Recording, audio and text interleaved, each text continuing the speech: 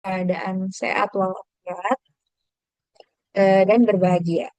Nah, sebelum masuk ke acaranya, izinkan saya memperkenalkan Mariam Educare. Nah, Mariam Educare adalah lembaga yang berfokus pada pengembangan sumber daya manusia melalui kegiatan edukasi, termasuk seminar dan webinar. Sejalan dengan moto kami, yaitu Nurturing Minds and Inspiring Future. Kami berinisiatif menyelenggarakan webinar yang bertujuan untuk memberikan wawasan aplikatif dan inspiratif kepada para profesional dan generasi muda. Nah, sebelumnya, perkenalkan saya Parasamnya Aurelia yang akan memandu jalannya acara kita pada hari ini dalam webinar bertema Mindful Emotion. Tema ini tentunya sangat relevan bagi kita semua karena di era yang serba cepat dan penuh tekanan ini, seringkali kita itu lupa untuk berhenti sejenak dan benar-benar hadir pada setiap emosi yang kita rasakan. Hari ini kita akan belajar bagaimana menjadi lebih sadar, lebih tenang, dan lebih berdaya melalui mindfulness. Nah, peserta sekalian, kini tibalah yang kita tunggu-tunggu nih. Bersama kita telah hadir narasumber yang luar biasa yang akan membagikan wawasan seputar mindful emotion, bagaimana memahami, mengelola emosi, dengan penuh kesadaran. Izinkan saya membacakan CV dari Ibu Femi. Nah, profil singkat beliau bernama Femi Novalia SPSI MSI, dosen psikologi Universitas Teknologi Nusantara.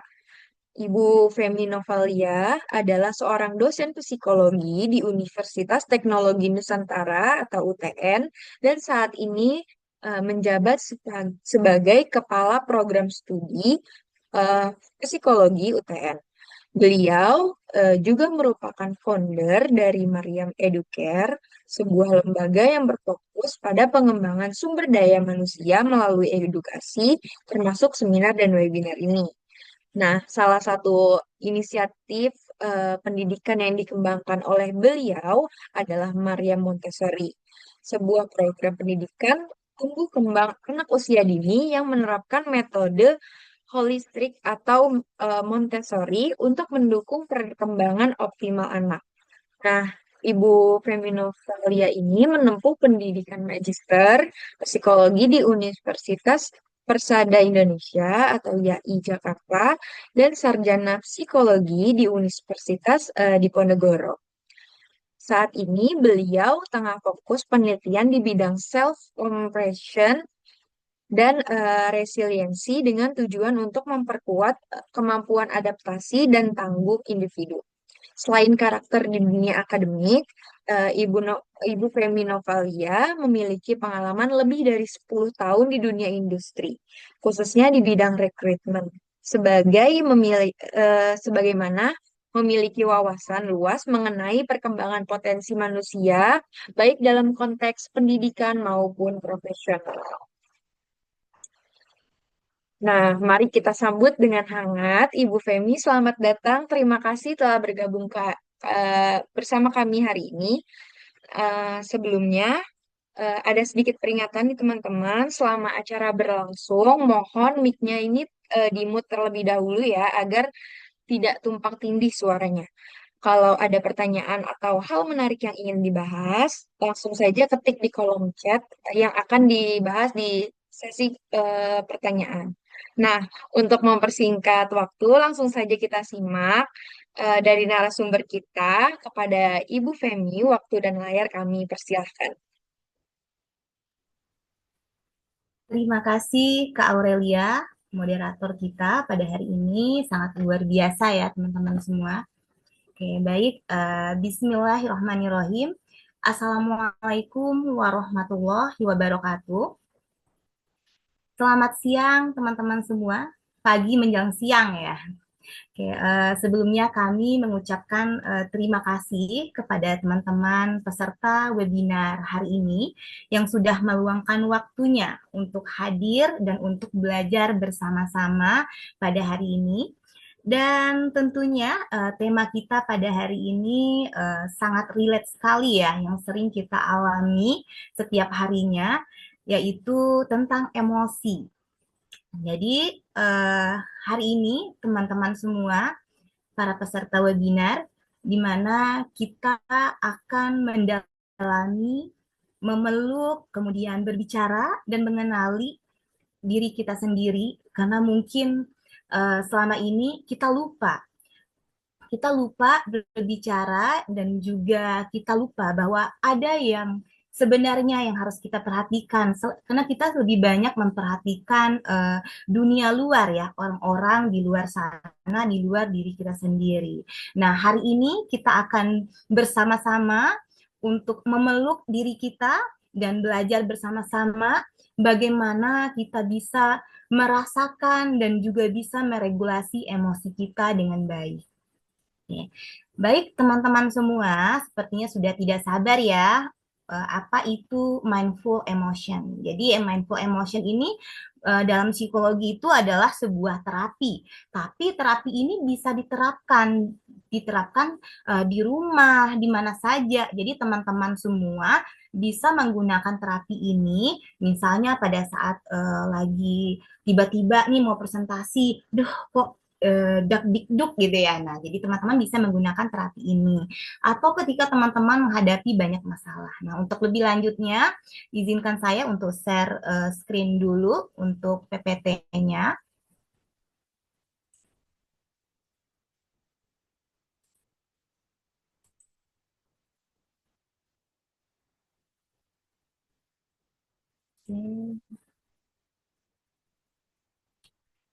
Baik, apakah sudah terlihat di layar teman-teman semua Sudah, untuk Ibu. materinya? Sudah ya? Oke, baik. Terima kasih, Kak Aurel. Nah, jadi tema kita ini, bentar ya.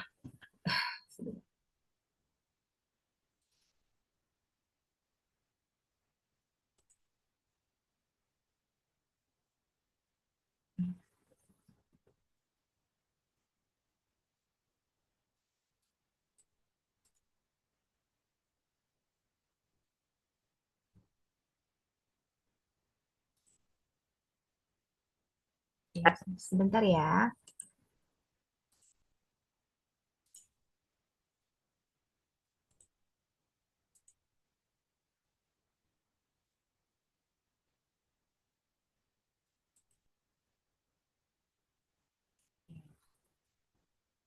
Sudah terlihat?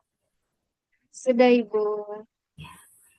Jadi, mindful emotion ini merupakan salah satu terapi ya yang biasanya kalau psikolog itu mereka kalau ada klien ya ini kan bisa digunakan di mana saja. Jadi nggak perlu menggunakan tenaga profesional gitu.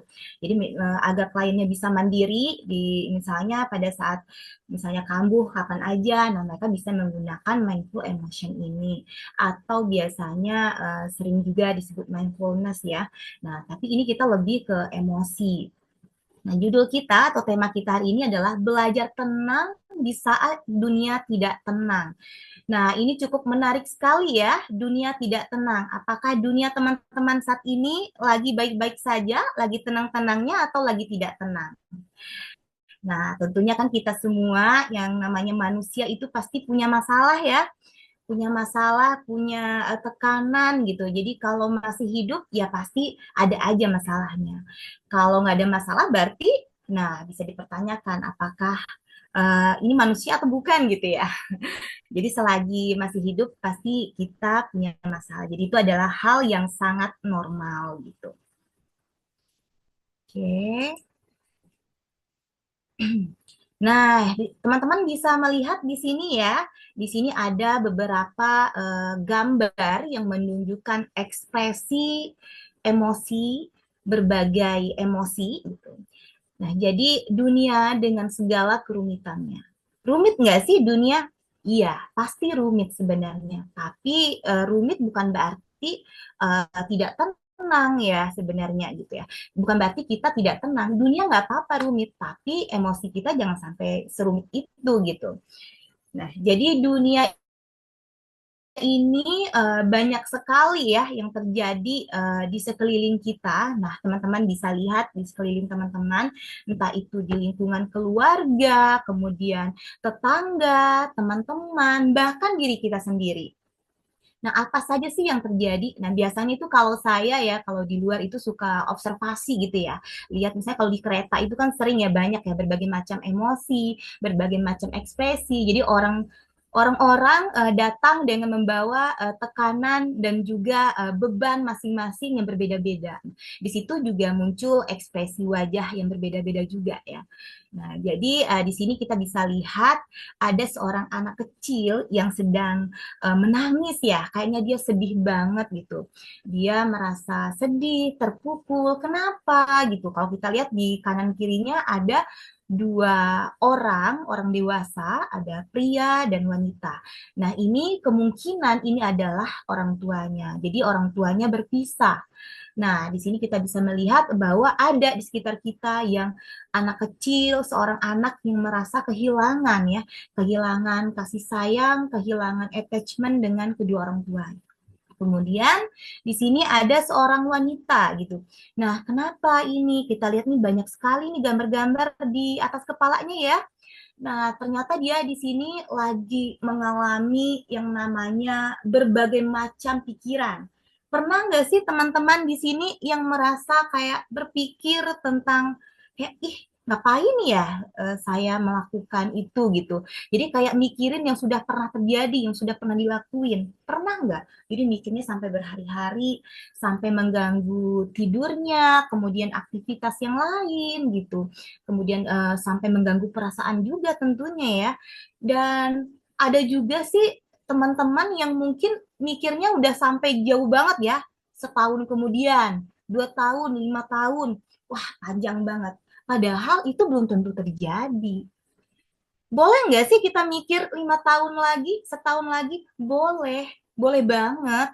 Itu cuma rencana, tapi bukan harus kita berpikir berulang-ulang gitu. Misalnya nih, aduh, kenapa ya kalau untuk yang lalu ya, ih kenapa ya tadi aku mengambil keputusan kayak gitu ya. Nah, itu kan udah terjadi ya, nggak bisa dirubah ya. Nah, kemudian mungkin yang untuk yang akan datang, aduh gimana ya nasib aku ke depannya ya. Sekarang aku belum keterima kerja gitu. Terus mikirnya udah panjang banget ya. Aduh, nanti gimana ya aku hidupnya atau aku nanti siapa ya jodohnya. Jadi banyak banget ya di pikirannya.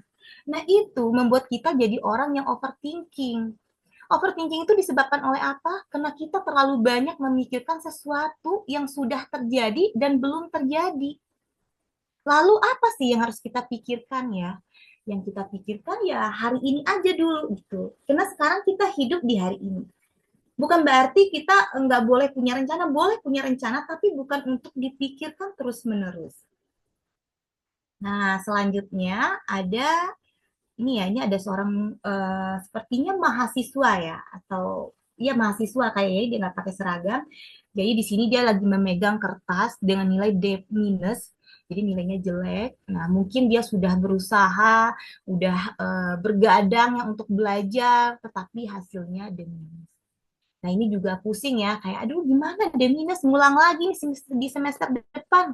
Ini bagi yang lagi apa yang lagi kuliah ya, terus semester depan ngulang lagi nih gitu. Aduh bayar lagi SPP, banyak banget pikirannya ya. Kayak aduh nanti kalau diulang lagi kira-kira dapatnya D lagi nggak sih? Jadi terlalu banyak. Nah, ini juga menjadi suatu tekanan. Nah, yang di ujung ini kayaknya relate banget ya, apalagi saat ini lagi tren-trennya ini ya, bisa dibilang kayak apa ya, masalah yang lagi banyak sekali dibahas ya di sosial media, yaitu perceraian, perselingkuhan gitu ya. Nah, jadi di sini kita lihat ada sepasang pasangan, ini mantan ya, mantan sepasang pasangan yang retak ya hatinya ya. Jadi sakit hati, kecewa, ya mungkin bisa terjadi perselisihan, perselingkuhan, dan tentunya kekecewaan ini bisa menguras emosi dan tenaga juga ya teman-teman. Nah, selanjutnya di bawah. Nah, ini bagi teman-teman yang sudah bekerja. Nah, ini sering banget ya mengalami yang namanya burnout. Tahu nggak burnout itu apa? Burnout itu di saat kita memiliki banyak sekali pekerjaan ya, job desk-nya banyak banget. Ini nggak hanya dialami oleh orang bekerja saja, maksudnya orang yang bekerja di kantoran saja, tetapi juga orang yang bekerja dari rumah. Misalnya pekerjaan, misalnya ibu rumah tangga ya, itu kan banyak banget pekerjaannya. Itu juga bisa menjadi burnout. Burnout ini juga membuat kita menjadi cemas, tertekan, kemudian menjadi ya moodnya juga terganggu dan kita juga bisa berpikirnya nggak jernih ya. Jadi ketika ada masalah atau apa, kita jadi lebih gampang tersulut emosi. Nah, untuk itu di webinar ini kita akan bahas yang namanya mindful emotion gitu. Karena semua orang pasti ngalamin ini ya. Jadi jangan berpikir, wah ini nggak normal dong aku. Enggak. Ini masih dalam standar normal yang kita bahas ya. Kemudian di sini kita bisa lihat ada seorang gadis atau seorang wanita ya masih muda ya wanita masih muda ya. Nah ini dia lagi memantau ponselnya, kemudian dia wajahnya ekspresinya itu kayak kesel, sedih, ada air mata ya. Nah ini kemungkinan kalau kita lihat ada head comment ya, jadi dia mendapatkan komentar negatif dari postingannya. Nah selain itu memang sosial media ini itu juga berdampak luar biasa terhadap emosi kita. Kenapa selain head comment itu mungkin ada juga tipe orang udahlah nggak apa-apa kok cuek-cuek aja gitu. Itu ada sih ya. Itu mungkin sebagai self mechanismnya dia ya untuk menghadapi berbagai macam masalah di luar sana.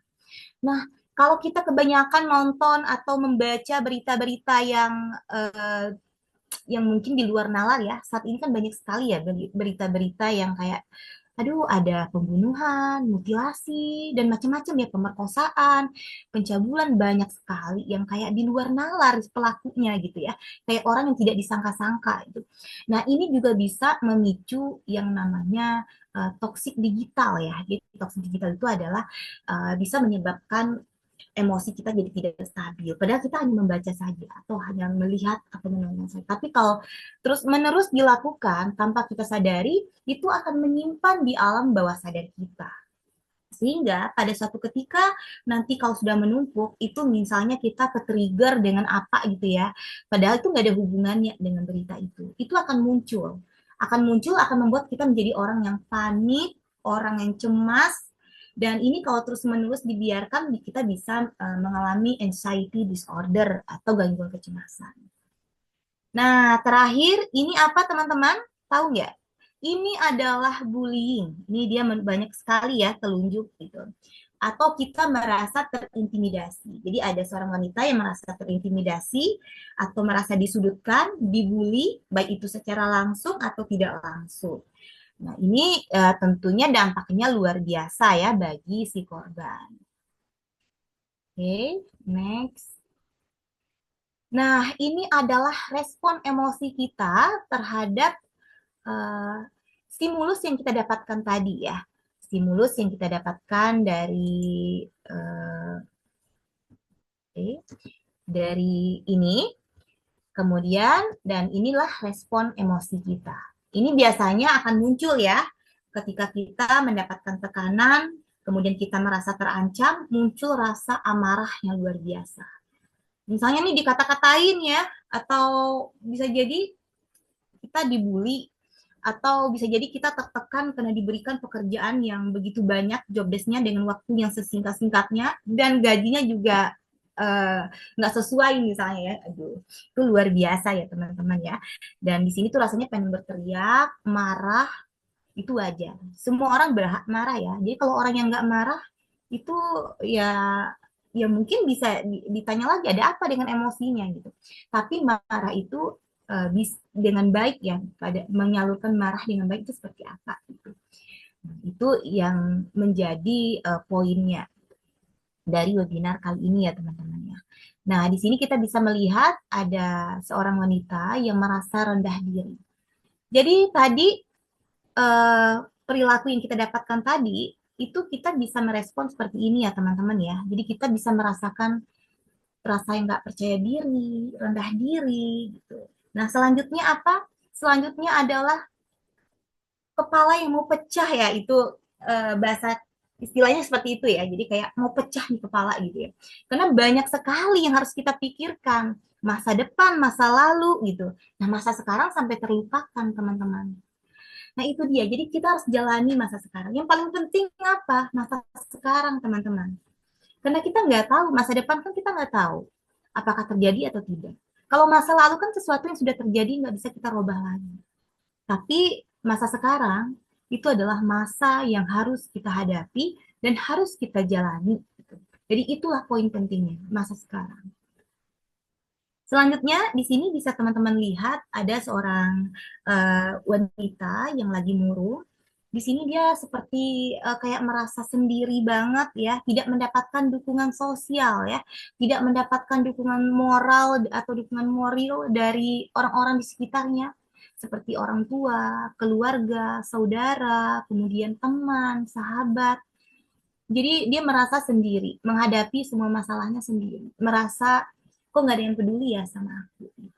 Karena itu biasanya yang kita rasakan ya teman-teman ya. Ketika kita punya masalah, kadang-kadang kita ingin menyalahkan orang lain, orang yang berada di luar kita, entah itu orang tua kita, entah itu keluarga kita. Jadi itu sering disalahkan gitu. Padahal sebenarnya siapa sih yang patut disalahkan teman-teman? Apakah orang di luar kita atau diri kita sendiri? Nah, nanti kita akan bahas ya di slide berikut. Nah, kemudian respon yang akan muncul mungkin bisa jadi gangguan tidur ya. Gangguan tidur ini kan disebabkan oleh adanya di mana hormon melatonin kita. Jadi pada saat kita tidur itu hormon melatonin itu apa ya melakukan produksi yang sangat banyak gitu. Tetapi kalau misalnya kita bergadang, maka hormon melatonin itu jadi berkurang produksinya. Kalau berkurang apa yang akan terjadi? Tubuh kita akan merasa sangat lelah. Kenapa? Karena otot-otot ini seharusnya istirahat pada malam hari. Ya. Kemudian otak kita juga menjadi lelah. Akhirnya kita jadi orang yang gampang emosinya cuma sampai di perasaan saja, tidak sampai ke logika gitu ya. Tidak sampai kita mikir responnya. Jadi langsung respon spontan. Kalau respon spontan itu biasanya pakai apa? Saraf parasimpatik ya. Nah, saraf parasimpatik itu kan biasanya kalau ada apa kita bisa langsung langsung ya, nggak mikir dulu, nggak ada prosesnya yang cukup lama, nggak ada berdiam sejenak dulu. Gitu. Nah itu biasanya kalau emosi yang direspon dengan apa respon yang lebih cepat itu biasanya akan memunculkan penyesalan di kemudian hari. Nah itu jadi teman-teman harus paham itu ya. Kalau bisa nanti teman-teman kita semua akan belajar tentang terapi ini dan juga diterapkan di kehidupan kita sehari-hari.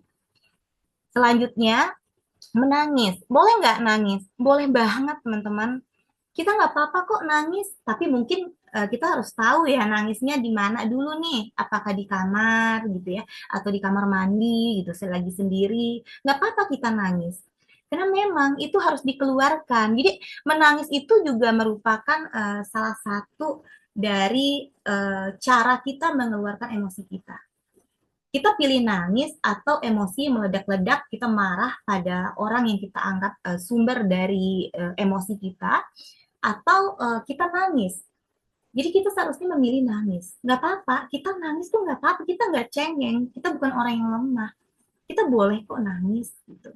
Karena menangis itu pun melatih empati kita juga teman-teman. Empati kita untuk diri kita sendiri dulu. Nanti untuk lebih jelasnya di slide berikutnya ya. Nah, jadi dari semua ini mengakibatkan kita menjadi orang yang kurang bersemangat, orang yang kurang produktif ya. Dan ini sudah mengganggu aktivitas. Jadi kalau sudah mengganggu aktivitas berarti ada gangguan psikologis yang terjadi. Jadi kalau gangguan psikologis itu apa? Gangguan psikologis itu adalah apabila sudah mengancam dan mengganggu aktivitas kita. Itu sudah dianggap gangguan psikologis. Tetapi kalau masih bisa bekerja seperti biasanya, itu mungkin masih bisa di batas normal ya. Tapi kalau dibiarkan terus-menerus, itu bisa apa ya, dihadapkan dengan gangguan psikologis ini. Gangguan psikologis itu banyak ya teman-teman ya. Ada gangguan kecemasan, ada gangguan mood, kemudian ada gangguan kepribadian, dan banyak sekali ya. Nanti untuk pembahasan tentang gangguan psikologis mungkin di webinar selanjutnya ya.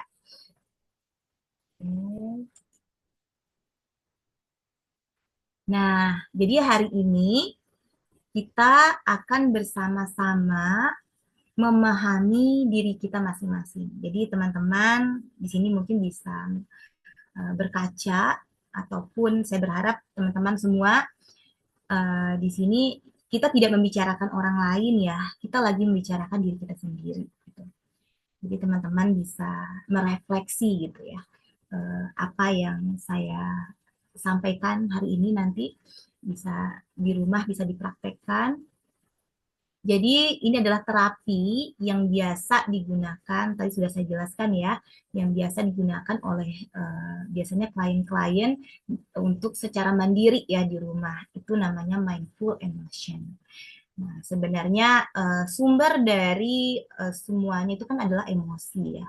Misalnya pada saat demo kemarin, kira-kira kenapa ya bisa demo? Ya karena emosi, teman-teman. Emosi itu kan sebenarnya banyak ya. Ada emosi negatif, ada emosi positif. Tapi di sini kita mungkin lebih ke emosi negatif ya. Nah, jadi bagaimana caranya kita mengendalikan emosi negatif ini? Jadi, mindful emotion ini merupakan suatu kemampuan dalam menyadari, kemudian mengenali, merasakan, dan mengelola emosi dengan kesadaran penuh tanpa adanya eh, penghakiman gitu ya. Jadi kita benar-benar dengan kesadaran penuh menguasai diri kita, menguasai emosi itu sendiri tanpa menghakimi gitu, menghakimi apa yang kita rasakan. Nah, kenapa sih mindful emotion ini penting untuk kita pelajari, untuk kita pahami? Yang pertama adalah untuk mengurangi stres atau tekanan dan juga kecemasan. Dan tentunya tadi sudah saya jelaskan ya, jadi apa saja nih yang bisa memicu emosi kita gitu ya. Apa saja nih yang dikatakan gangguan emosi itu seperti apa. Kemudian responnya seperti apa gitu. Tadi sudah dijelaskan yang di awal. Jadi itu semua bisa memicu yang namanya gangguan kecemasan atau anxiety disorder, itu pun banyak sekali jenisnya. Ada panic attack, kemudian OCD, kemudian kecemasan secara menyeluruh. Banyak sekali ya, dan bahkan gangguan mood. Gangguan mood itu apa? Contohnya stres, ya stres ini masih ringan ya teman-teman ya. Kalau dibiarkan berlarut-larut, akan menjadi apa teman-teman semua? Dibiarkan berlarut-larut itu bisa muncul yang namanya bipolar ya. Kalau dibiarkan lagi berlarut-larut muncul apa? Yang paling parah, depresi. Depresi itu kenapa dikatakan parah banget? Karena kecenderungan untuk melukai diri sendiri ya.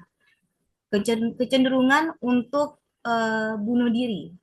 Kemarin kita dihadapkan dengan kasus yang sangat memprihatinkan ya bagi dunia pendidikan, yaitu kasus Timothy. Kalau teman-teman ngikutin, tuh beliau itu ya kita tidak tahu apa yang terjadi, tapi akhirnya almarhum memutuskan untuk mengakhiri hidupnya. Tentunya di sini kalau kita lihat ada depresi ya, walaupun kita nggak bisa memastikan apakah benar depresi atau tidak, tapi mungkin ada kecenderungan depresi ya. Ya, karena kita nggak tahu apa yang dia alami gitu. Tapi kan ada berita bahwa ada bullying di sini. Tadi kita bahas bully ya.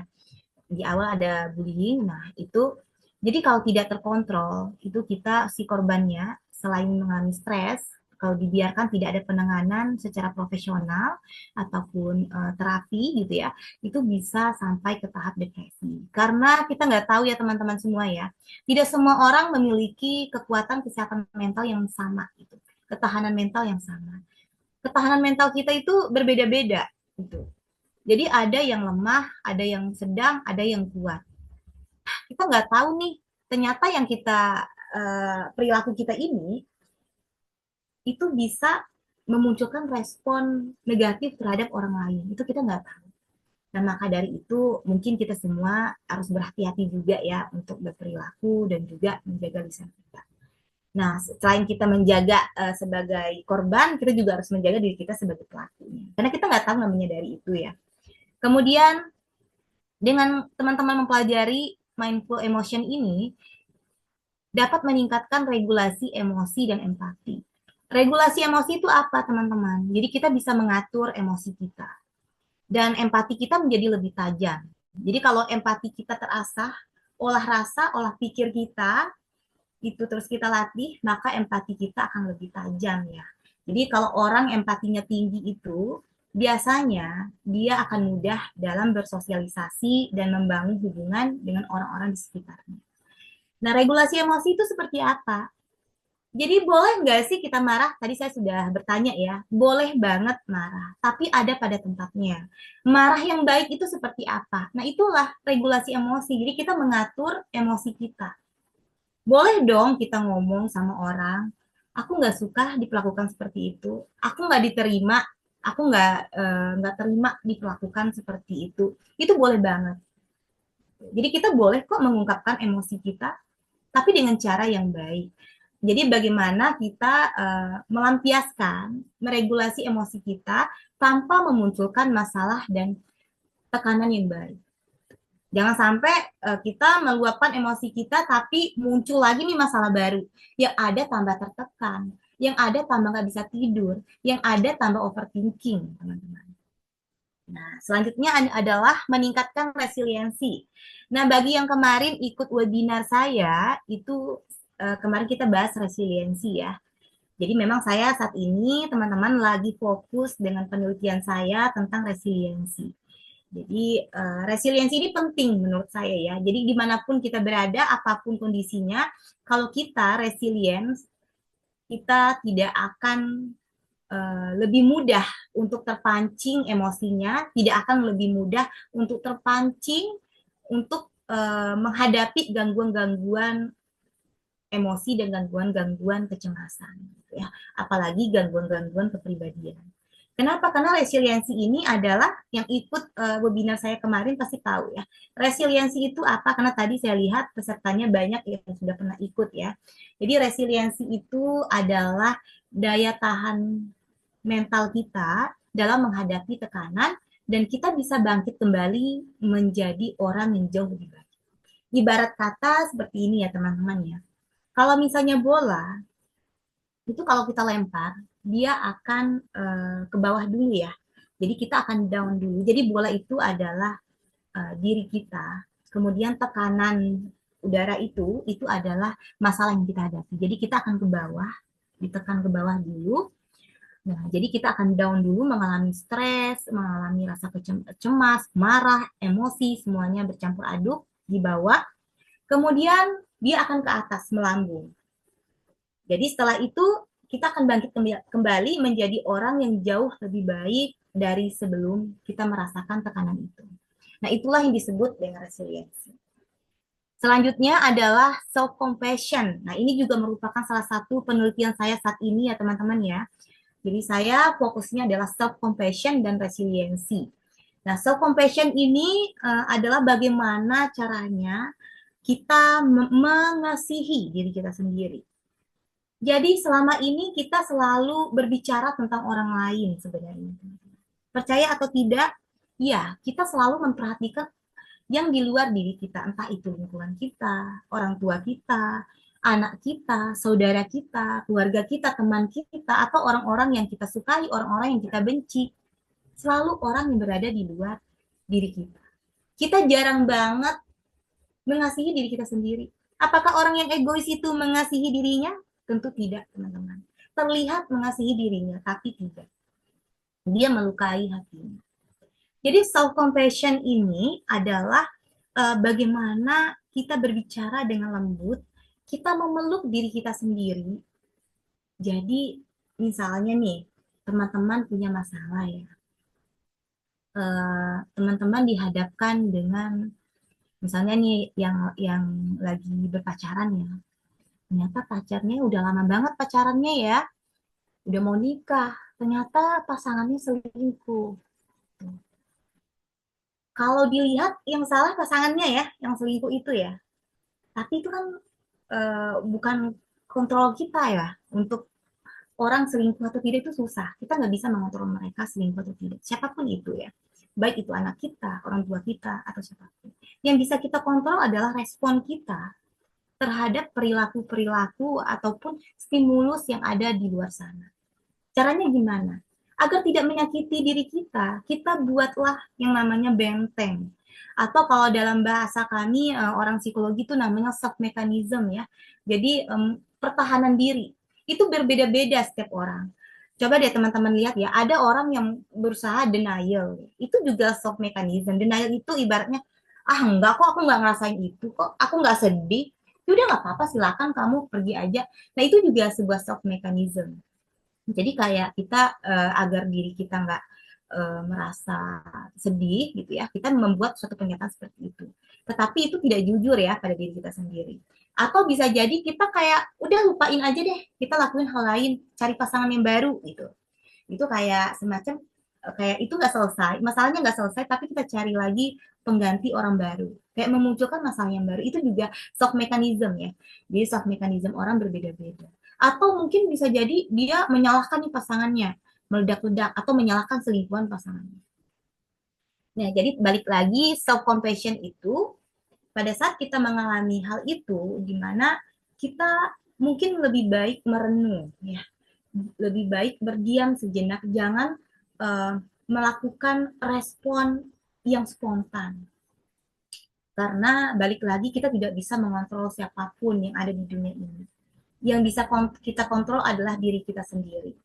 Contohnya gimana teman-teman? Contohnya adalah self compassion ini uh, mungkin kita bisa berbicara, nggak apa-apa kok, misalnya saya ya, nggak apa-apa kok, Feb, kamu bisa kok, wajar kamu ngerasain sedih, wajar kamu kecewa, wajar kok kamu ngerasa perasaan tidak adil, rasain aja gitu.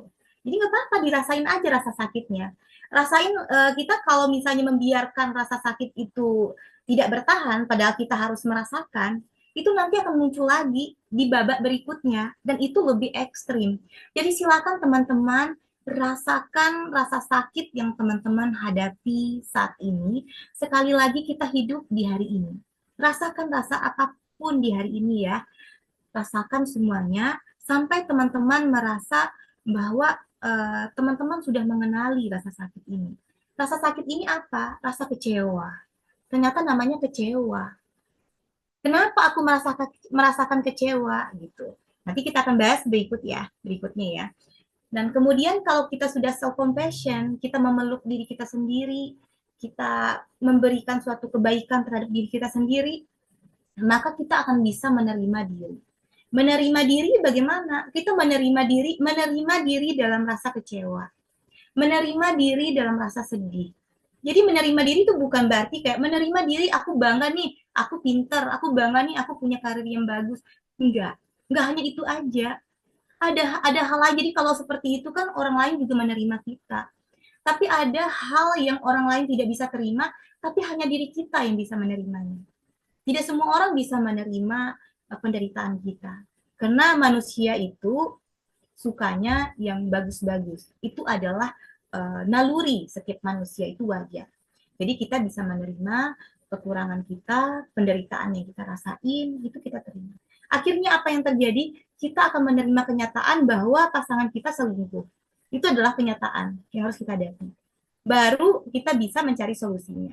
Apakah kita akan mempertahankan atau tetap atau kita memilih untuk berhenti, yaitu untuk tidak menjalani hubungan yang lebih lanjut gitu ya. Nah itu nanti tergantung dari diri kita masing-masing karena kita tahu kemampuan kita ya, sekuat apa kita.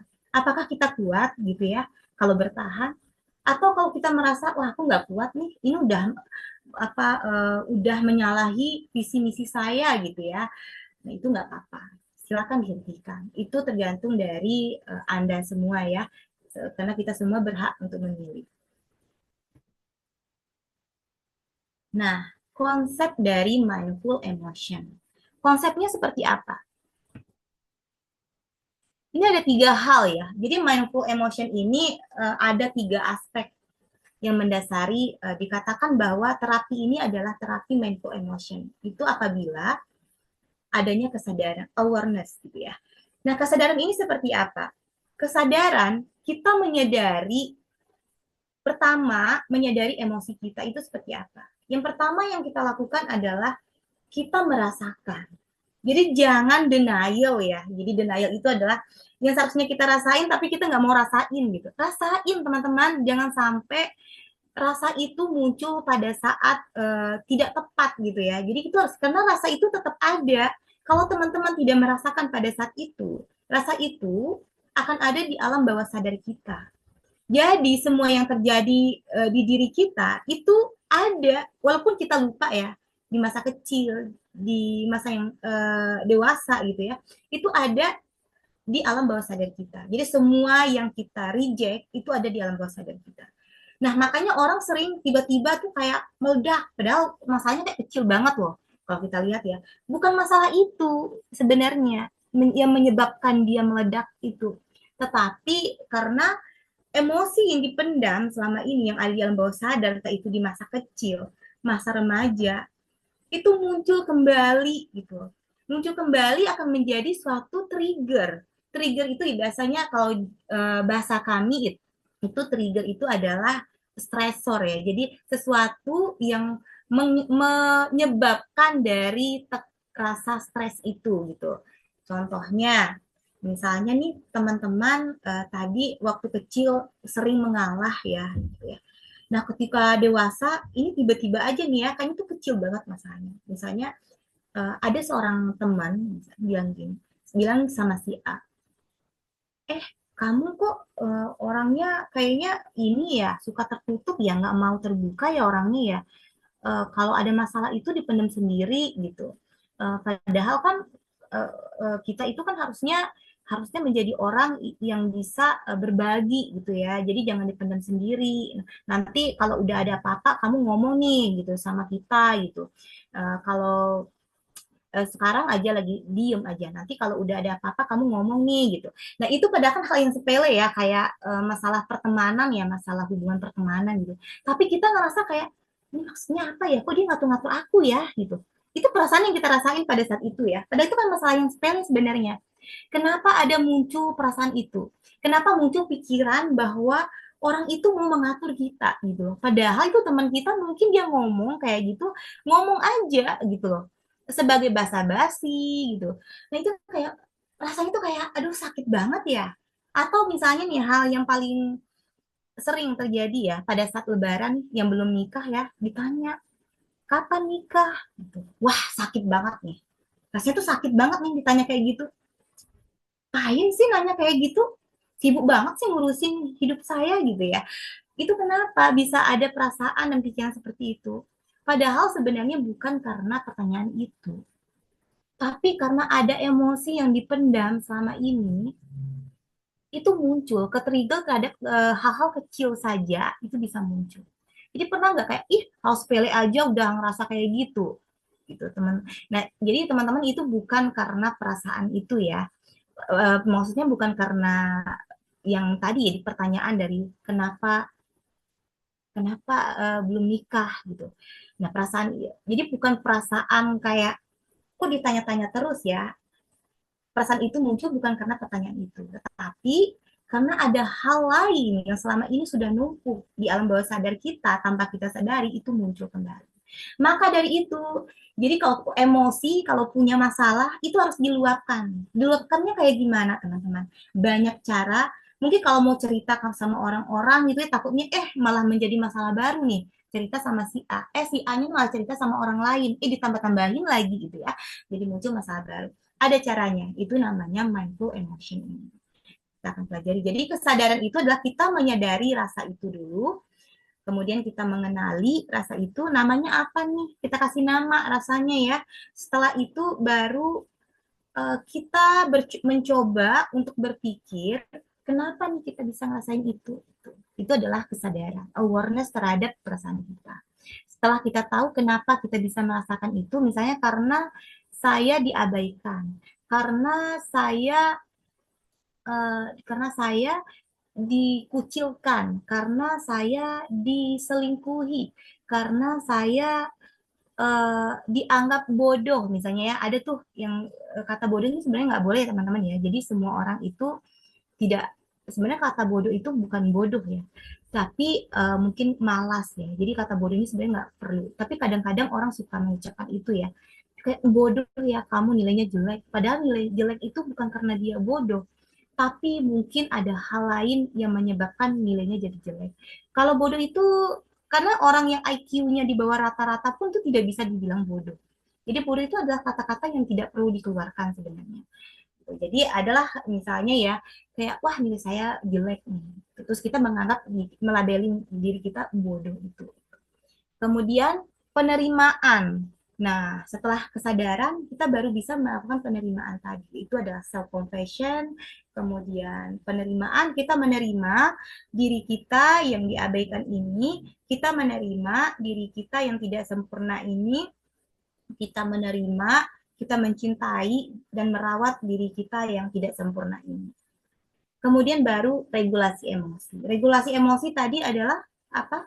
Mengatur ya, bisa mengatur emosi, yaitu kalau kita marah, marah pada tempatnya, bukan marah yang tadi ya secara spontan, tapi marah dengan melakukan jeda sejenak. Nah, nanti kita akan pelajari ya untuk selanjutnya. Teknik sederhana mindful emotion yang bisa teman-teman praktekkan di rumah. Nah, ini kita sudah mulai masuk di tahap yang sangat serius ya. Serius ya teman-teman ya. Karena kita akan berbicara dengan diri kita. Jadi di sini kita akan mengenali diri kita sendiri. Teman-teman bisa menggunakan metode ini. Ini adalah salah satu metode yang sering digunakan. Namanya adalah stop. Stop. S itu stop. Berhenti. Ini saya kasih contoh yang sering terjadi ya teman-teman ya. Bahkan banyak sekali kasus-kasus di psikologi itu, klien-klien yang menghadapi kasus seperti ini ya. Contohnya adalah ketika kita dihadapkan dengan sesuatu yang sebenarnya tidak pernah terpikirkan oleh kita. Misalnya kita kehilangan, biasanya yang paling menyakiti itu adalah kita kehilangan sesuatu di saat kita merasa bahwa kita lagi berusaha semaksimal mungkin gitu ya. Jadi pada saat kita lagi berjuang untuk sesuatu itu, kemudian sesuatu itu hilang. Itu rasanya apa teman-teman? Contohnya pekerjaan. Kita punya pekerjaan yang bagus. Di saat kita bekerja, itu kita merasa ada aktualisasi diri yang kita dapatkan. Kita merasa ada suatu validasi yang didapatkan luar biasa dari dukungan sosial kita ya, orang di sekitar kita. Tiba-tiba karena ada satu hal atau satu dan lain hal yang membuat kita harus berhenti, misalnya di PHK gitu ya, atau seorang ibu yang ingin fokus dengan keluarga. Nah itu ada rasa cemas. Cemas apa? Cemas kira-kira aku bisa nggak ya hidup dengan tanpa karir gitu. Kira-kira orang-orang di sekitar bisa menerima aku nggak ya kalau aku nggak kerja gitu ya. Atau gimana ya finansial aku ya. Aduh, biasanya aku kalau mau beli ini tidaknya ada cukup lah ya, gitu. Ada gitu materi, secara materi. Tapi tiba-tiba aku harus hemat banget, misalnya kayak gitu ya. Dan itu rasanya panik, cemas, kecewa, sedih, itu yang dirasakan ketika kita kehilangan sesuatu yang sedang kita perjuangkan. Atau misal bisa jadi kita lagi memperjuangkan hubungan kita, sering berantem nih sama pasangan, tapi kita terima, berjuang dari dia nol, kita perjuangin sampai dia berhasil. Tiba-tiba dia ninggalin kita demi orang yang baru dia kenal. Nah, itu juga kadang-kadang kan kita nggak siap ya. Jadi sebenarnya perasaan itu muncul karena ada ketidaksiapan dari diri kita. Seharusnya kita tidak boleh melakukan atau merespon dengan spontan. Kenapa? Ini adalah ketidaksiapan. Ketidaksiapan itu perlu pemikiran yang matang, teman-teman. Jadi teman-teman bisa berhenti sejenak ketika menghadapi keadaan ini, berhenti ketika teman-teman merasa tidak hanya kehilangan ya, apapun itu kalau teman-teman merasa panik, cemas, gelisah, kemudian pikiran kemana-mana, overthinking, pengen marah, berhenti, stop, stop dulu ya.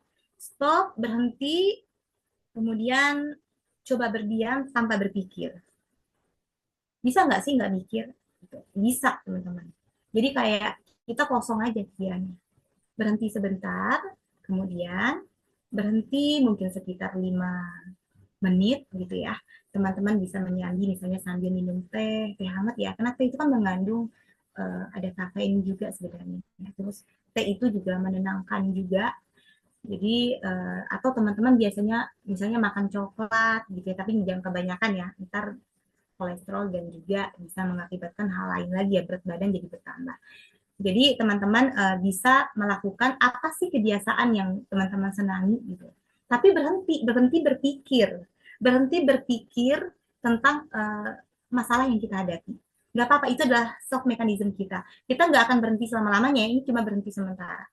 Setelah itu, teman-teman bisa tarik nafas, take a breath gitu. Kita bisa menggunakan metode 4-2-6.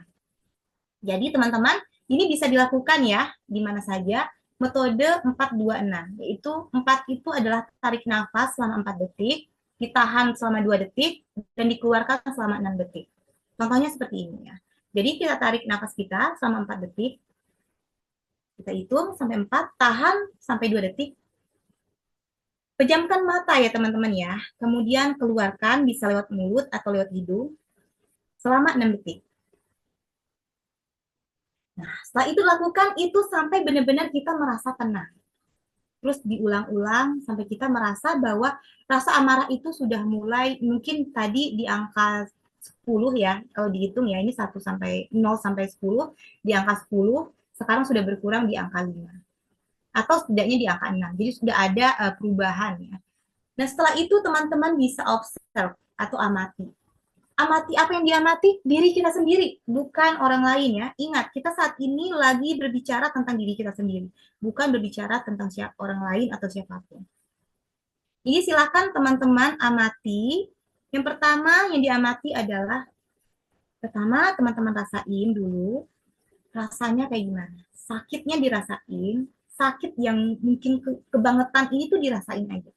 Dirasain aja, jangan berhenti merasakan rasa sakit itu sampai teman-teman merasa bahwa rasa sakit itu udah mulai kayak biasa aja. Terus proses ini bisa berapa lama ya Bu? Gitu ya. Tergantung, setiap orang itu berbeda-beda ya.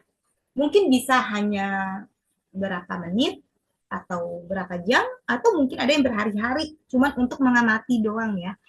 Jadi teman-teman bisa mengamati ini perasaan apa dengan cara merasakan dulu rasanya, kemudian teman-teman beri label, yaitu teman-teman namain rasanya. Ini adalah rasa sakit, namanya rasa kecewa. Ini rasa sakit, namanya adalah rasa sedih. Ini namanya rasa sakit apa gitu ya, ketidakadilan misalnya ya.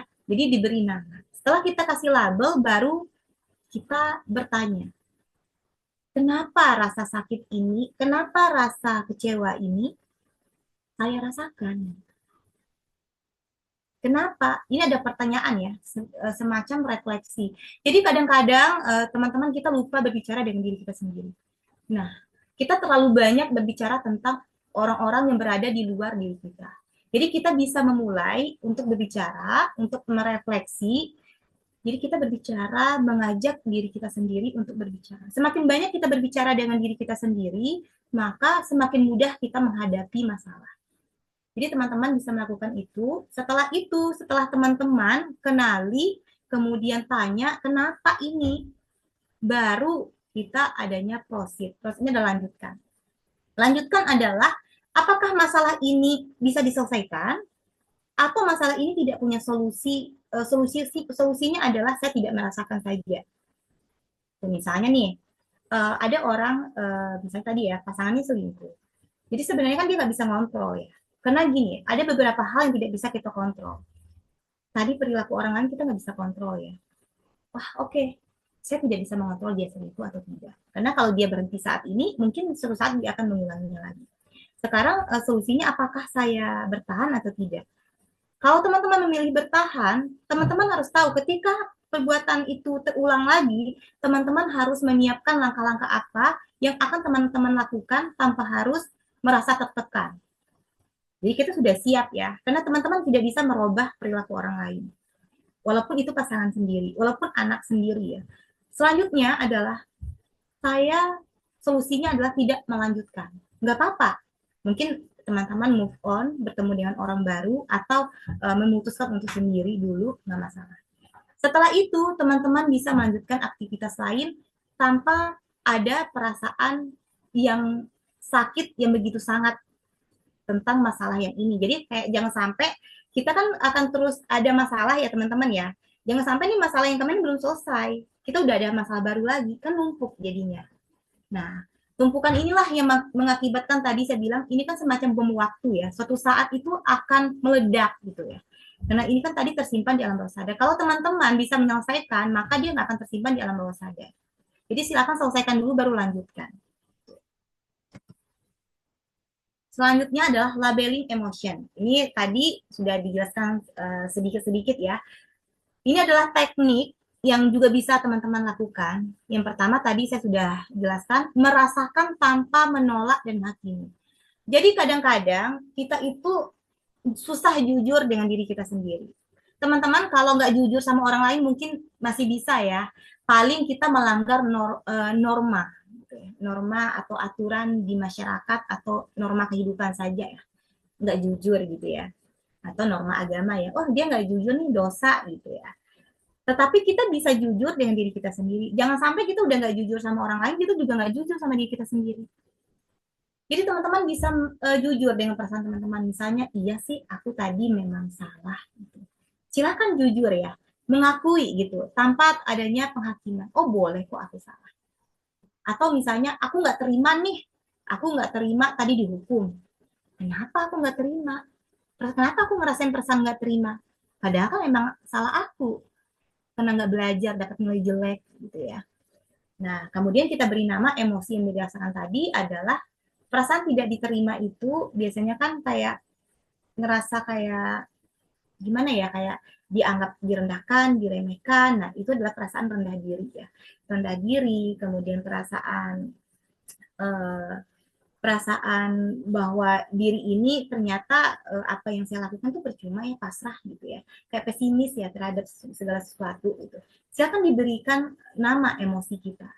Misalnya emosi kita adalah emosi emosi tidak diterima, diabaikan ya. Emosi diperlakukan tidak adil. Itu yang kita dapatkan gitu.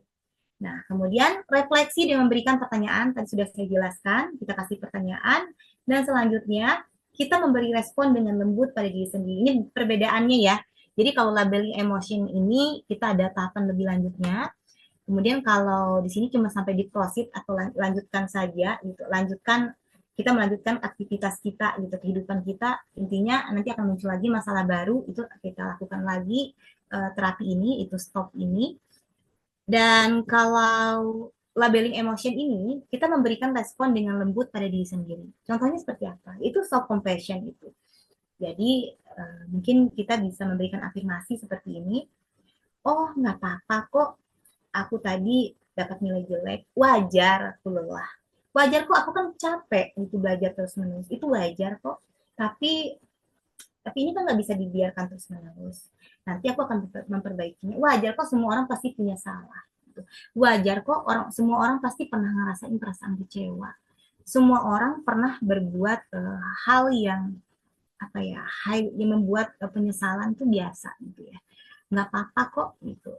Jadi ada perasaan seperti itu. Tapi bukan berarti kita berhenti di situ ya. Jadi setelah kita melakukan itu, setelah kita merespon secara lembut diri kita bisa memeluk. Kamu capek kok, wajar kamu kayak gitu.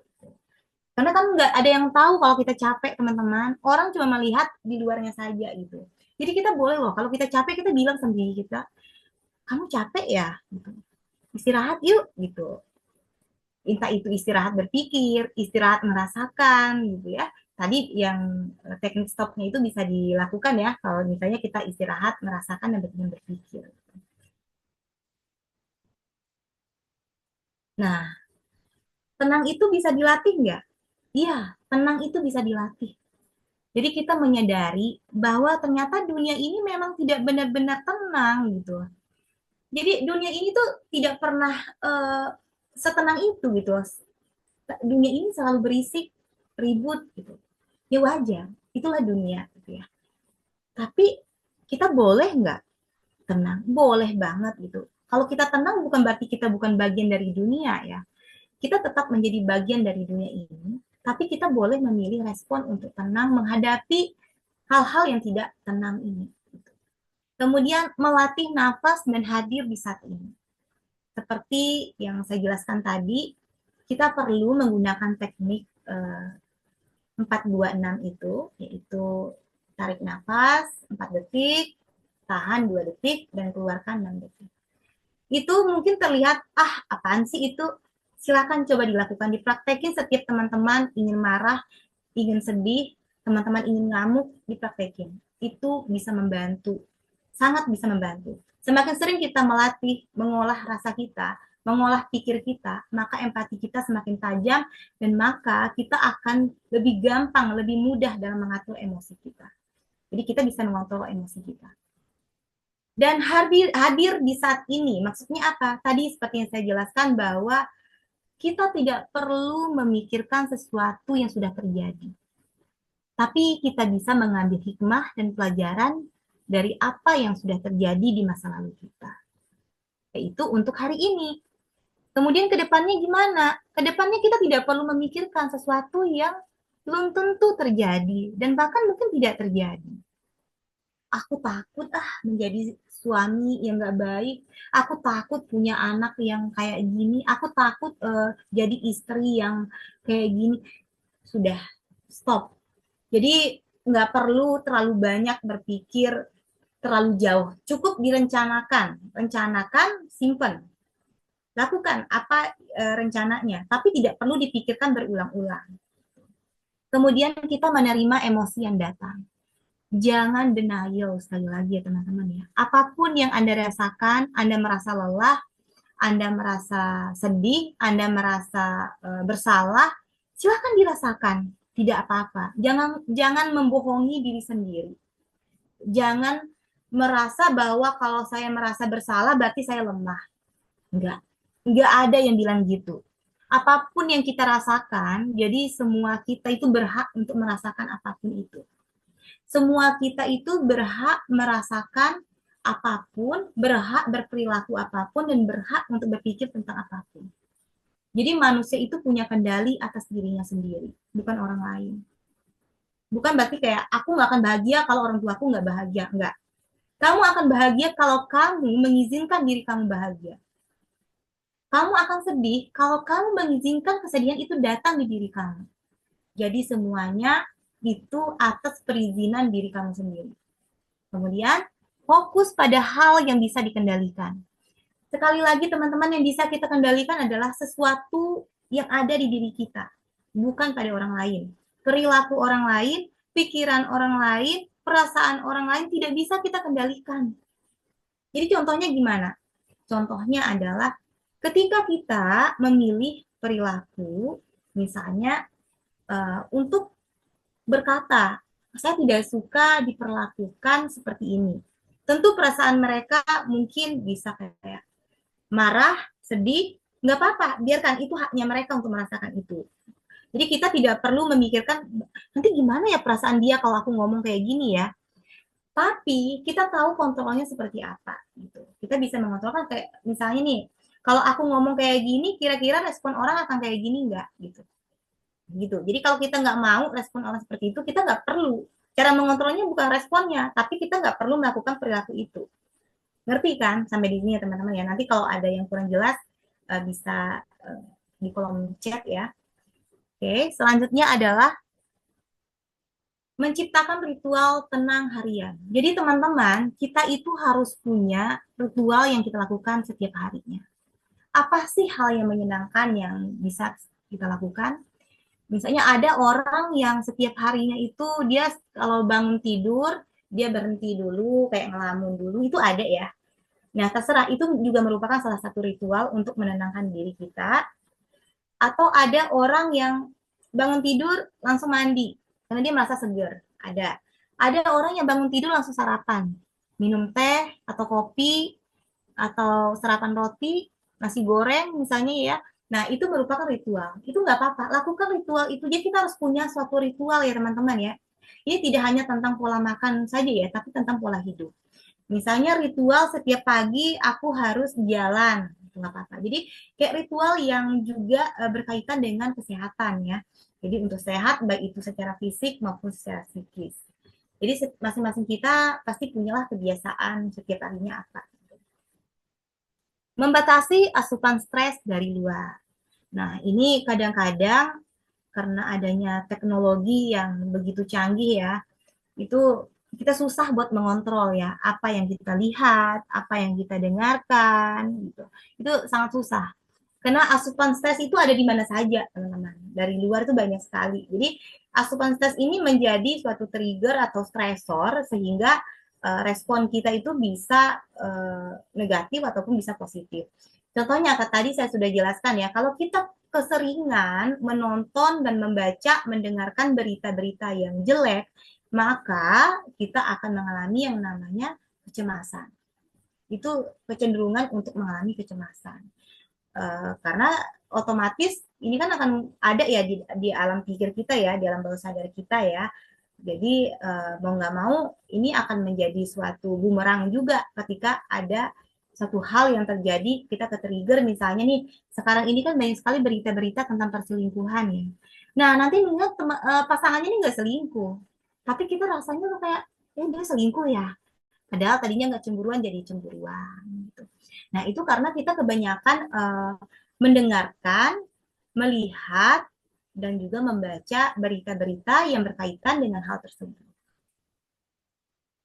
Selanjutnya adalah melatih self compassion ya. Tadi sudah ya, jadi kita memeluk diri kita sendiri, kita berbicara dengan diri kita, kemudian merefleksi juga, dan baru kita menemukan solusi apa yang akan kita lakukan ya, solusi apa yang akan kita ambil. Gitu. Selalu temukan makna di setiap masalah. Jadi ini benar ya teman-teman ya, di setiap masalah itu pasti ada hikmahnya. Percayalah, semua yang terjadi di dunia ini adalah uh, pelajaran ya, pelajaran yang berharga. Kadang-kadang kita merasa kita sangat gagal di hari ini. Percayalah, ini kegagalan ini akan menjadi suatu hal yang akan kita bicarakan di masa yang akan datang dan itu menjadi cerita. Cerita yang kayak, oh dulu aku pernah loh kayak gini gitu ya. Nggak nyangka mungkin, cuma kayak pernah loh, mungkin orang-orang yang ketemu kita pada saat di masa depan itu, oh masa sih kamu kayak gitu? Iya, saya pernah loh di posisi ini gitu. Jadi kadang-kadang orang kadang berpikir kayak, aduh gimana ya ini susah banget ya hidup aku ya. Kok aku belum ketemu jodoh juga gitu ya. Kok belum belum ada ya orang yang apa aku nggak pantas punya pasangan. Kadang kita suka bertanya seperti itu ya, agak lebay gitu ya. Itu wajar sih sebenarnya. Wajar tapi akan menjadi lebay gitu ya kalau dibiarkan terus menerus. Nah, ini adalah afirmasi positif dari self compassion ya, atau dari bagian yang namanya terapi mindful emotion ini. Jadi, menerima diri bukanlah berarti kita menyerah, tapi berhenti berperang dengan diri sendiri. Jadi kita hanya berhenti berperang dengan diri kita sendiri. Kemudian, saat dunia terasa bising, jadilah tempat paling teduh untuk hatimu sendiri. Kadang-kadang kita nggak bisa mengontrol dunia ini yang terlalu sibuk dan bising. Orang-orang di sekitar kita yang mungkin di luar kendali kita untuk bisa mempengaruhi kita. Tapi kita bisa menemukan hati yang paling sejuk, hati yang paling teduh, yaitu hati kita sendiri. Dengan cara apa? Dengan cara kita berbicara dengannya. Kita masuk ke dalam diri kita sendiri, kemudian kita memeluk diri kita sendiri. Iya, kamu capek, kamu berhak kok istirahat, kamu nggak perlu kok terlalu terlalu merasa bersalah atas apa yang terjadi, atas kegagalan yang terjadi, atau kegagalan yang pernah terjadi. Kamu berhak kok merasakan itu. Wajar kok semua orang pernah merasakan itu. Ketenangan tidak datang karena dunia berhenti berisik, tapi karena kamu belajar mendengarkan diri kamu sendiri. Oke, dan ini adalah afirmasi untuk webinar kali ini.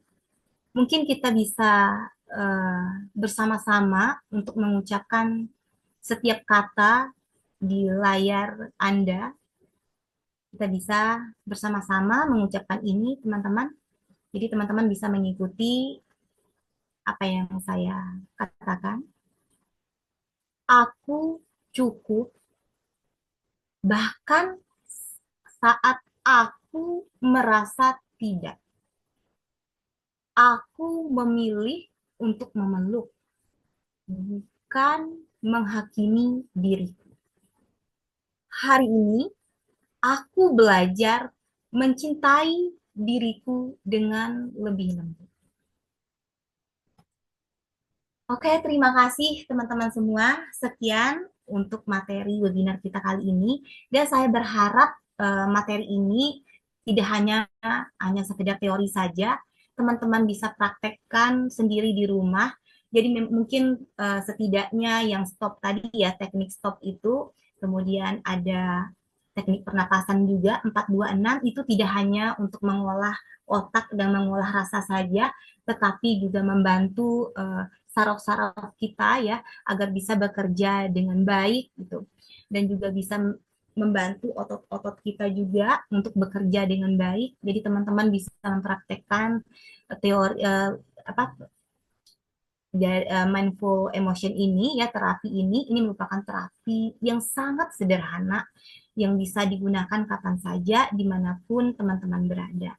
Oke, terima kasih teman-teman semua, dan saya berharap webinar kali ini walaupun mungkin yang hadir tidak cukup banyak, tapi bisa menyentuh untuk teman-teman semua yang sudah hadir di webinar kali ini, dan bisa juga disampaikan ke teman-teman yang lain tentang terapi ini gitu ya. Jadi selain kalian membantu diri kalian sendiri, kalian juga bisa membantu orang lain. Tetaplah bahagia, sehat, dan bersemangat. Terima kasih. Untuk selanjutnya saya serahkan kepada moderator kita, Kak Aurelia. Kepada Kak Aurelia, saya persilakan. Wah, luar biasa banget ya. Terima kasih banyak Ibu Femi atas sharingnya yang super menenangkan sekaligus membuka pikiran kita semua. Tadi banyak banget nih poin menarik, mulai dari bagaimana cara mengenali emosi tanpa menghakimi diri sendiri, sampai pentingnya pause dari eh, kesibukan yang tengah dijalani. Gimana nih teman-teman? Relate banget kan? Nah, karena eh pemaparan materinya sudah selesai. Di sini mungkin teman-teman yang ingin bertanya boleh langsung open mic-nya atau bisa chat di kolom komentar. Nah, mungkin dari aku dulu ya, aku punya pertanyaan nih buat Ibu Femi. Jadi, dalam konteks budaya Indonesia ini kan cenderung untuk menahan emosi nih. Apakah em, praktik si mindful emotion ini bisa benar-benar diterapkan secara alami? Padahal di dalam diri kita tuh udah terbiasa untuk menahan emosi itu, Bu. Gimana caranya kita untuk menerapkannya secara alami dari diri kita sendiri? Terima kasih. Oke, baik, baik Kak Aurel. Ini pertanyaan yang cukup bagus ya. Jadi memang budaya kita itu budaya timur ya Kak ya. Jadi kayak jangan marah-marah, nggak baik kayak gitu kan, nggak sopan gitu ya. Jadi ya kita kadang kayak Oh ya udah, jadi kayak kita mengalah gitu ya. Nah sebenarnya ini sama lah dengan teori stop tadi ya. Jadi teknik stop itu di mana kita berhenti sejenak. Berhenti sejenak itu ya, jadi kita memberikan ruang kepada diri kita untuk bisa berpikir, kemudian merasakan apa yang kita rasakan ini apa sih sebenarnya? Benar nggak sih kita ngerasain perasaan ini gitu ya? Misalnya nih, ada orang yang membentak kita ya, rasanya tuh kayak nggak terima kan dibentak-bentak, misalnya atasan lah membentak kita ya.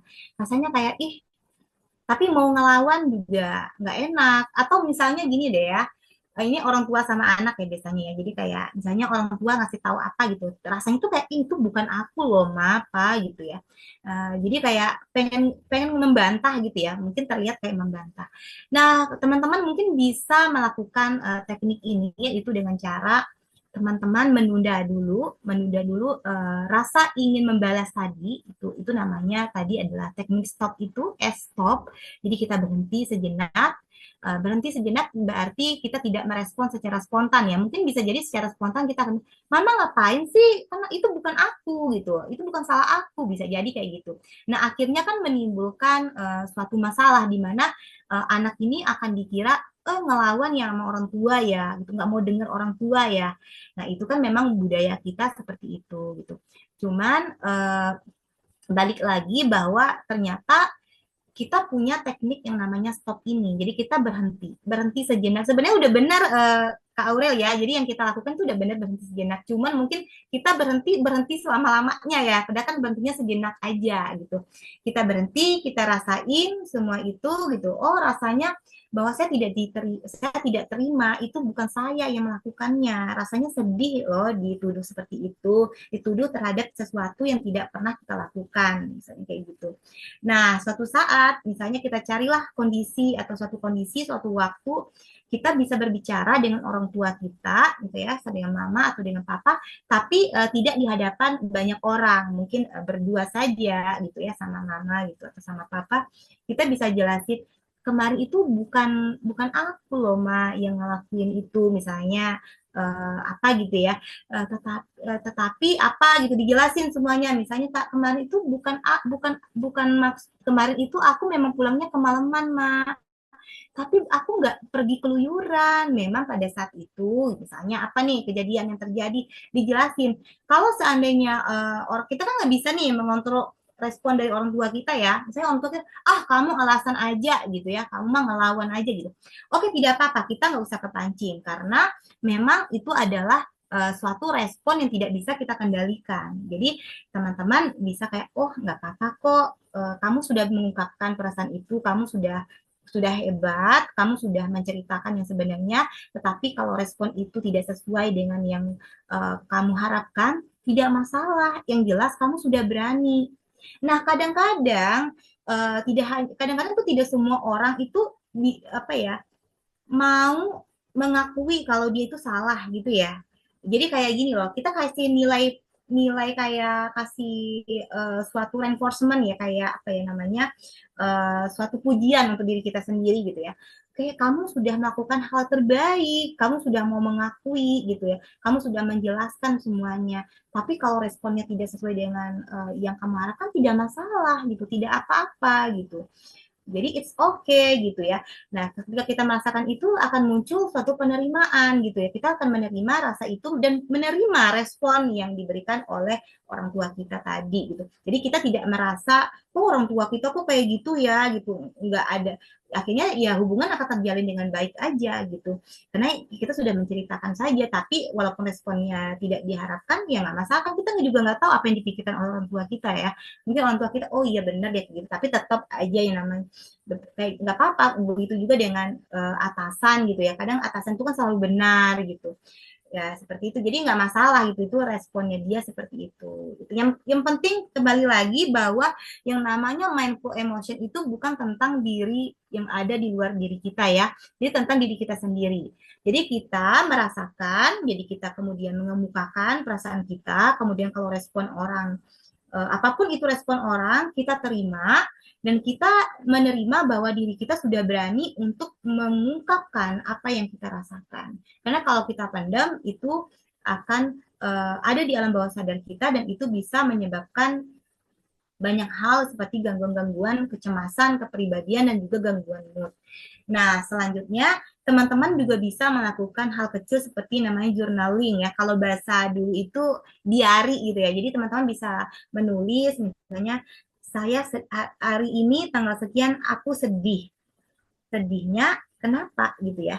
Misalnya sedihnya karena aku misalnya aku diabaikan oleh siapa gitu ya, oleh pasangan misalnya.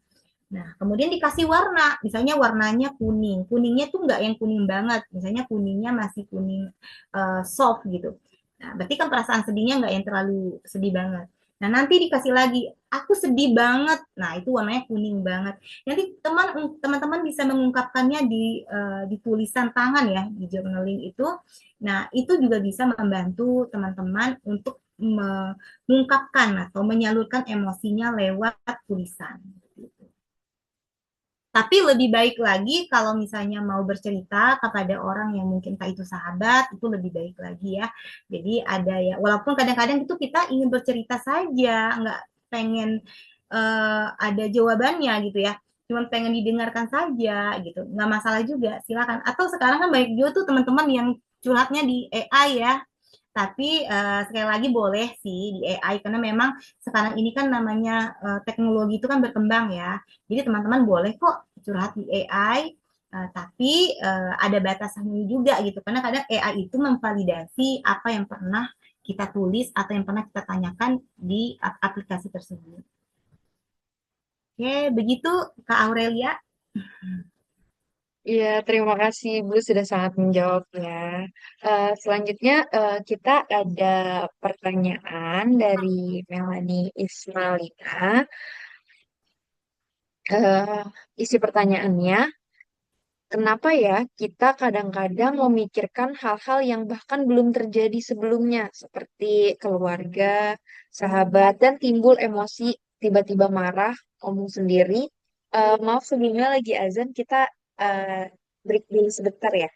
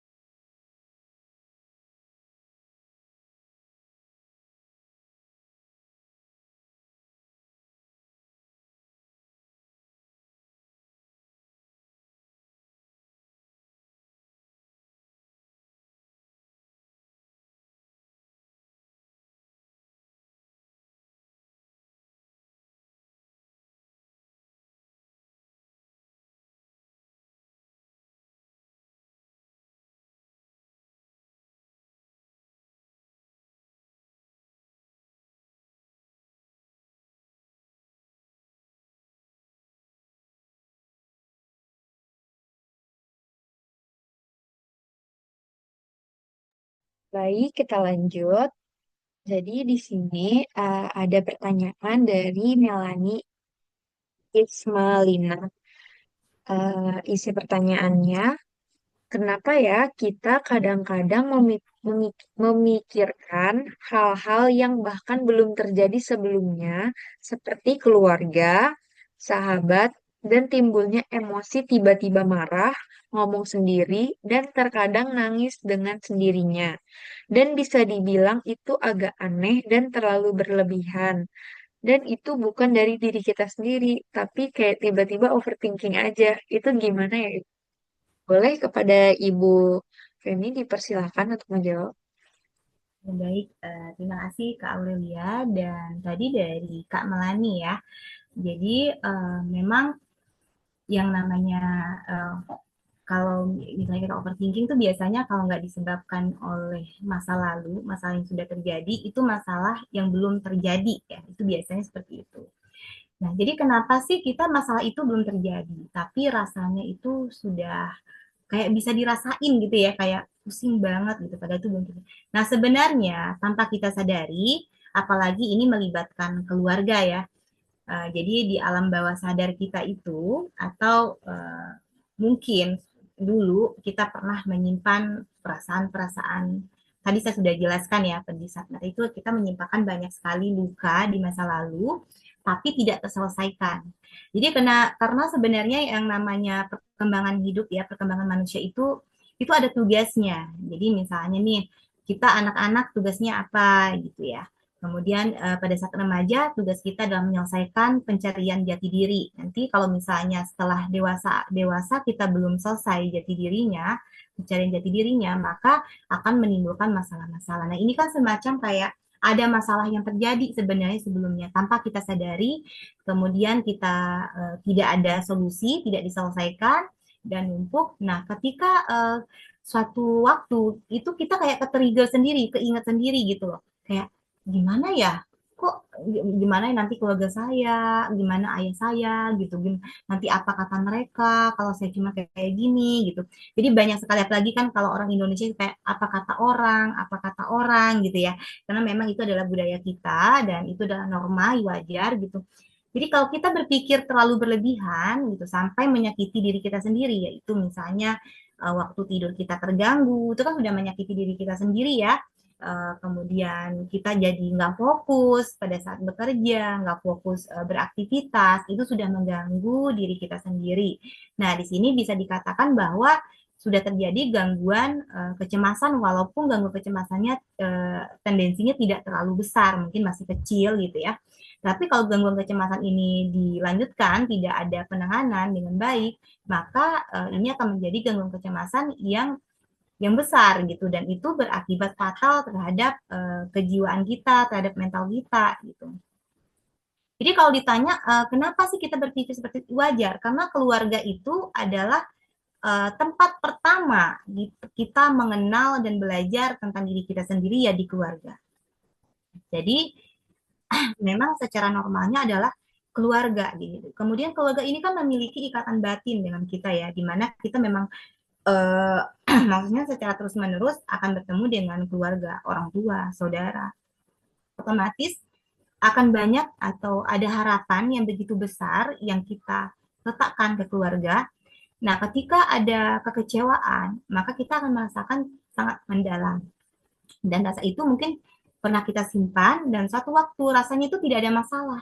Tapi kita memikirkan sesuatu yang belum terjadi. Padahal sebenarnya itu ada masalah, cuman kita tidak merasakan saja. Karena masalah itu sudah ada di alam bawah sadar kita. Selanjutnya itu uh, bahwa luka yang kita rasakan. Jadi kayak gini nih. Jadi respon saya itu karena pola asuh saya sebenarnya di masa kecil gitu ya. Jadi respon saya terhadap luka karena setiap keluarga itu pasti punya pola yang berbeda-beda, cara merespon, kemudian cara menghadapi masalah, kemudian cara membuat masalah pun berbeda-beda ya. Jadi setiap keluarga itu punya caranya masing-masing. Nah, mungkin kalau Melani bisa dilihat lagi gitu ya. Kak Melani, apakah dulu pernah punya masalah dengan keluarga yang begitu mungkin terluka, sakit, kecewa, tapi tidak terselesaikan gitu. Nah, itu mungkin Kak Melani tidak menyelesaikannya dan itu muncul lagi di suatu waktu padahal itu tidak terjadi apa-apa gitu. Jadi terlihat tidak terjadi apa-apa sebenarnya ada apa-apanya gitu. Jadi masalah itu sudah ada tapi kita tidak merasakannya. Nah, selanjutnya bahwa keluarga ini sebenarnya yang namanya orang tua ya terutama ya. Jadi kan orang tua kita kan diasuh dengan generasi yang berbeda, generasi kakek nenek kita gitu ya. Dan itu pun uh, dengan perkembangan zaman kayak sekarang ya.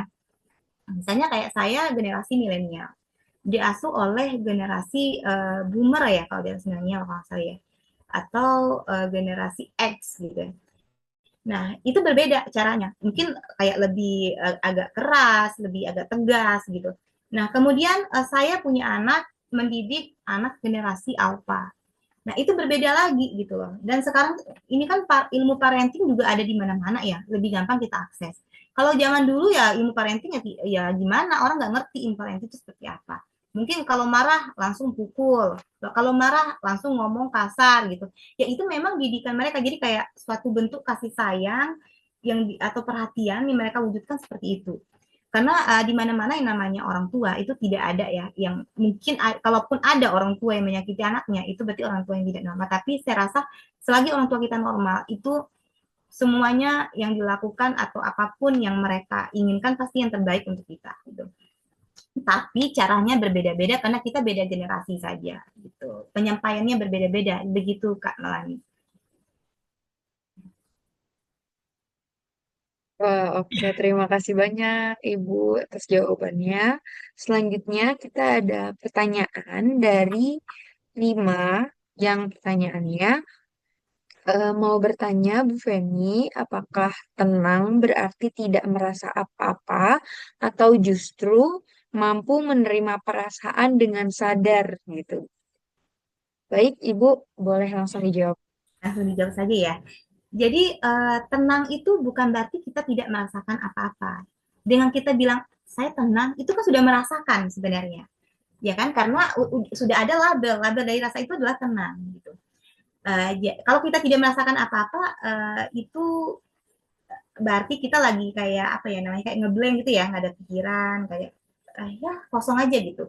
Itu pun tidak bisa terlalu lama, itu cuman kayak berapa detik atau paling lama 1 menit. Gitu. Jadi nggak bisa berlama-lama untuk kita ngeblank gitu.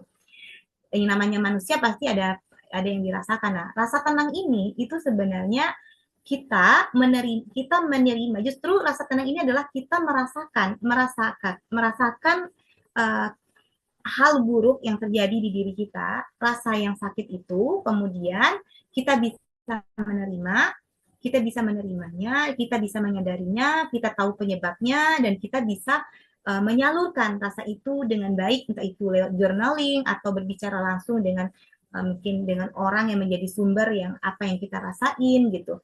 Nah, itu adalah rasa tenang yang sesungguhnya. Ketika kita bisa mengungkapkan apa yang kita rasakan, maka kita akan lebih gampang untuk menerima. Tetapi kalau kita sulit untuk asertif dalam arti kata kita membiarkan orang memperlakukan diri kita semaunya, maksudnya yang tidak sesuai yang kita inginkan, maka itu akan mengakibatkan kita sulit untuk menerima apa yang kita rasakan gitu. Jadi kalau kita mau lebih gampangnya gini ya, jadi misalnya nih kita merasakan perasaan sedih, kita harus bilang aku sedih loh. Gitu. Kalau nggak berani sama orang yang menjadi sumber kesedihan kita, kita bisa tulis, aku sedih, kasih warna kesedihan itu apa, gitu ya. Apakah warna merah? Berarti kalau merah kita sudah merasa terancam banget, gitu ya. Atau aku bahagia, warnanya pink, misalnya gitu. Aku jatuh cinta, diungkapkan di journaling, dan itu journaling itu sebagai apa ya, sebagai ungkapan rasa kita, gitu. Nah, itu jadi bukan berarti kita tidak merasakan, tetapi karena kita sudah melewati segala tahap itu, dari mulai kita mengenali, kemudian dari mulai kita berhenti sejenak tadi ya, kemudian kita mengenali, kita merasakan, mengenali, memberi label, kemudian kita mencari solusinya, dan setelah itu baru kita bisa menerima perasaan itu. Baik, terima kasih Kak Rima dan Kak Aurel.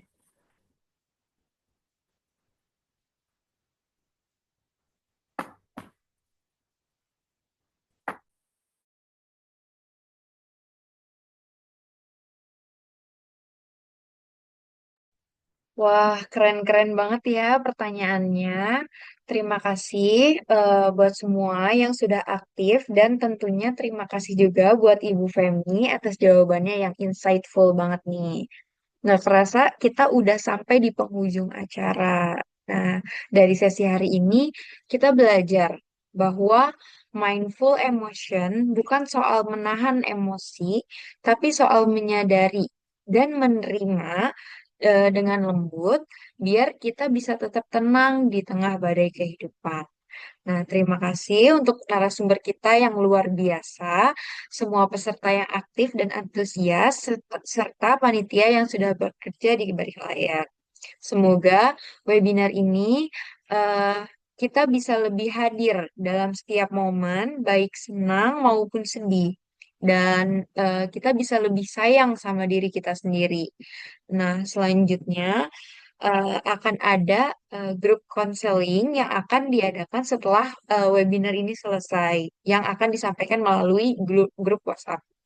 Jadi kemudian teman-teman jangan lupa untuk isi link absen yang sudah kami kirimkan di kolom chat.